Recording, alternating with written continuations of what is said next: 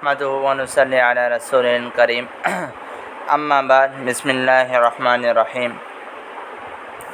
सूरतुन नहल हीअ सूरत मक्की सूरत है ऐं नहल जी माना है जेको सो माखी। हिन सूरत जे अंदरि माखी जे मक्खन जो तस्किरो है, उन जी निस्बत सां हिन सूरत जो नालो सूरतुन नहल रखियो वियो। शहद माखी जी फ़ज़ीलत ऐं उन जा फ़वाइद हिन सूरत जे अंदरि बयानु कया विया आहिनि।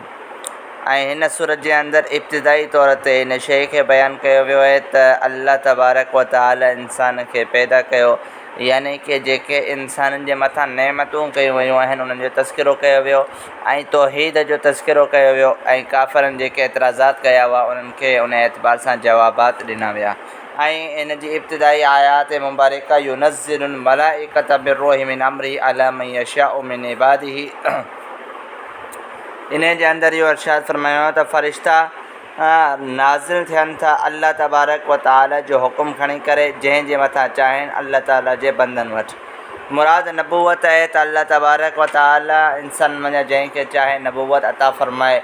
बहरहाल हाणे त जेको सो नबूवत जो दरवाज़ो बंदि थी चुको। अल्लाह जे नबी सल्लल्लाहु अलैहि वसल्लम इहो इरशाद फरमायो अना ख़ातमुन नबिय्यीन ला नबी अबादी, आउं आख़िरी नबी आहियां, मूंखां पोइ हाणे नबी न ईंदो।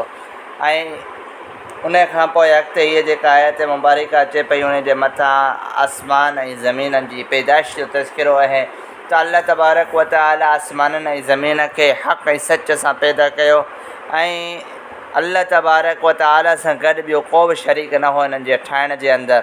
ऐं उन खां पोइ इंसान जे मथां इंसान जी पैदाइश जो तस्किरो कयो वियो। ख़लक़ल इंसान में नुतफ़ा, अल्लाह तबारक व तआला इंसान खे नुतफ़े जे ज़रिए सां पैदा कयो ऐं उन खां पोइ इंसान जे लाइ जेके फ़वाइद ऐं नेमतूं अल्लाह ताला अता कयूं उन्हनि जो तस्किरो आहे।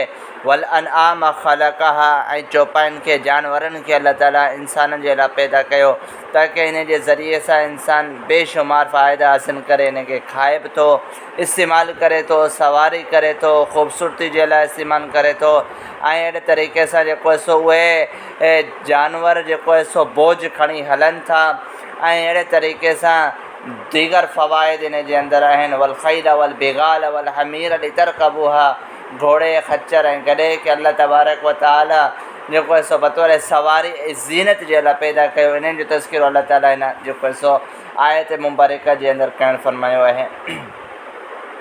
अॻिते जेको सो राति ऐं ॾींहं जो तस्किरो, सिज ऐं चंड जो तस्किरो अल्लाह तबारक व तआला कयो ऐं हेॾो वॾो समुंड जंहिंजे ज़रिए सां जेको सो बेशुमार फ़ाइदा इंसान हासिलु करे रहियो उन जो तस्किरो आहे। लहमन तरिया, मच्छी जो तस्किरो अल्लाह ताला कयो त इन जे ज़रिए सां असांखे मच्छी हासिलु थिए थी ऐं उन खां पोइ जेको सो इन समुंड जे अंदरि ॿेड़ियूं हलनि थियूं। इहो बि जेको सो अल्लाह तबारक व तआला जो फ़ज़ल ऐं अल्लाह जी क़ुदरत आहे जेका इंसाननि जे मथां ज़ाहिर थी रही आहे। ऐं अहिड़े तरीक़े सां दीगर आमाल ऐं दीगर वाक़िआत जेके हिन सूरत जे अंदरि बयानु कया विया ऐं आख़िर जे अंदरि क़यामत जो तस्किरो अल्लाह तबारक व तआला कयो ऐं अहिड़े तरीक़े सां तौहीद जो तस्किरो कयो वग़ैरह वग़ैरह।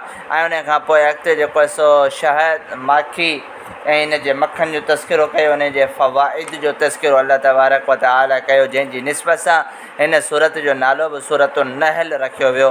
अल्लाह तबारक व तआला खां दुआ आहे त अल्लाह तबारक व तआला असांखे इन्हनि आमालनि जे इन्हनि जेको सो आयात मुबारका खे सम्झण जी तौफ़ीक़ हिम्मत अता फ़रमाए ऐं उन खां पोइ अमल करण जी तौफ़ीक़ हिम्मत अता फ़रमाए।